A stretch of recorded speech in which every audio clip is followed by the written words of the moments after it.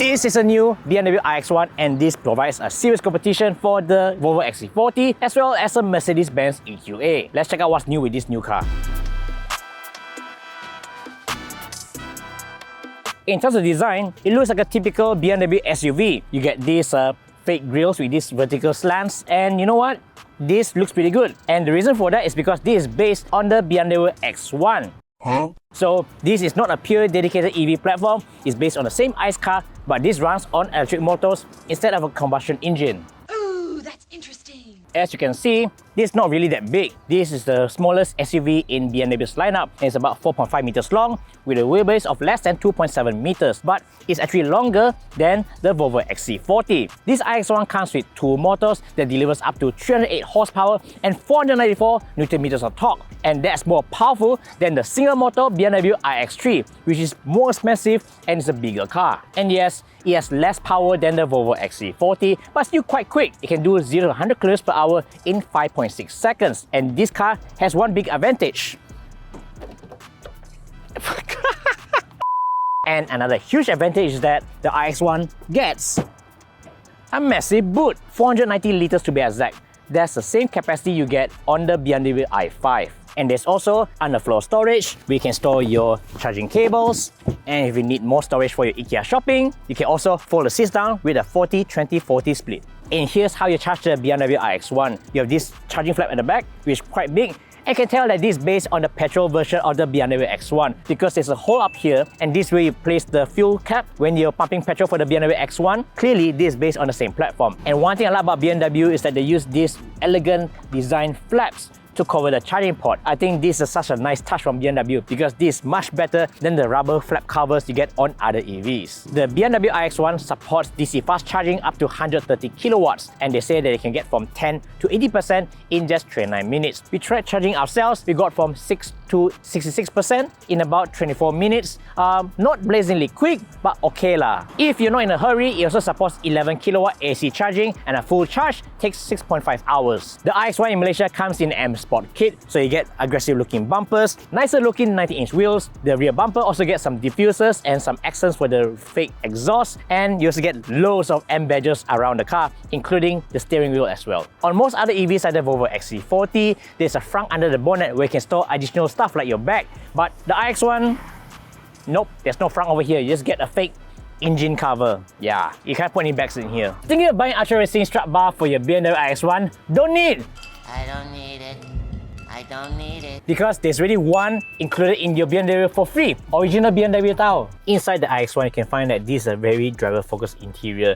You get loads of adjustability for the steering wheel, and the seats, they're very supportive. You get these huge bolsters, and for people with long legs, you get the extension for the under-thigh support. Love this place. It's a very nice place to be in, especially if you love driving.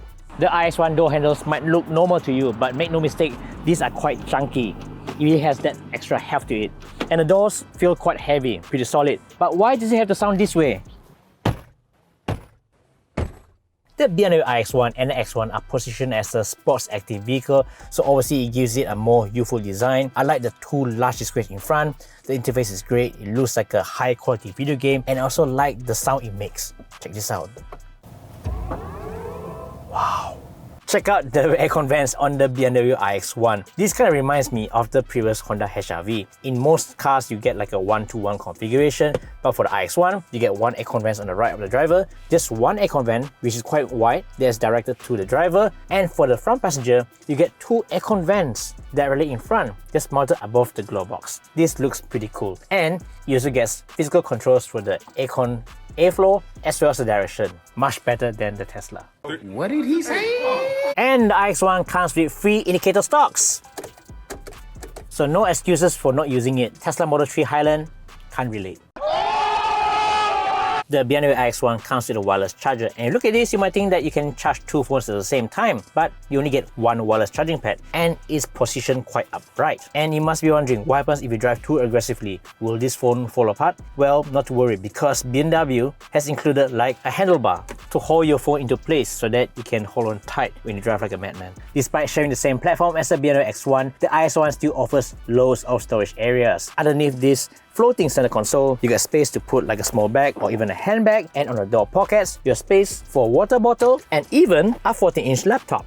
Underneath the armrest, there's also a small compartment area you can open by pressing this button, and obviously this is not converted properly for the right-hand drive market and it's quite tiny. You can't even put a phone. What can you use this for? Apple Pencil? At least you get a proper sized glove box, not like the French. Unfortunately, there's no dedicated buttons for your media controls and climate controls. Everything is operated from the touchscreen over here. And this car supports wireless Apple CarPlay and Android Auto. And when you run CarPlay, you notice that they have dedicated bar for the climate control, and there's also a dedicated home button for you to go back at any time. The car runs on BMW operating system, which I believe is running based on Android. At first glance, it looks quite complicated. You have like a home screen with widgets, and look at this app drawer. It's so messy. You have like one app for every single car function. If you're going to use this for the first time, this is going to take a while to get used to. But after the second day, you pretty get used to it. Typically, a car will have like sports, normal, eco mode. In BMW, it's called My Modes. And it's very weird because you have like a personal mode, which for some reason you can't really personalize. And you have sports mode, which gives you more options for your driving behavior, like the drivetrain, you want to be comfort sport, the dynamics, as well as the steering feel as well, sports or comfort. And you also have efficiency mode, which helps you save more energy and to maximize the range on a single charge. But other than that, the rest are just basically themes. You have expressive and digital art, where it changes your ambient lighting, it has a different wallpaper, and there's a very funky sound effect when you press the accelerator pedal. The BMW iX1 is packed with loads of advanced driver assist features. You can activate adaptive cruise control from the steering wheel by pressing this button, and you can actually set different modes like speed limiter, distance control, and assisted driving. So this gives you a combination of adaptive cruise control and lane centering assist. It works pretty reliable, and you want to adjust more settings, you use the touchscreen, which can be quite annoying, but I think it's okay for first time setup. But other than that, it's pretty reliable. And this car even parks itself. ESS also has parking assistant, where you can park your car in various scenarios, and there's also reverse assistant. So if you're driving through like a back alley and you reach a dead end, and it can be very tricky to reverse out, and this car can sort of undo your steps. You can actually drive out in reverse the exact same way you drive in. That's pretty useful. The iX1 comes with a built-in dash cam, and it can force a recording by long pressing the parking and reverse button. And when you release that, you get a 1-minute clip, which consists of 30 seconds prior and 30 seconds after you press that button. And with this recording, you actually get footages from all 4 cameras. You get a recording from the front, the right, the rear, and the left for a full complete view. And you can export it via USB-C.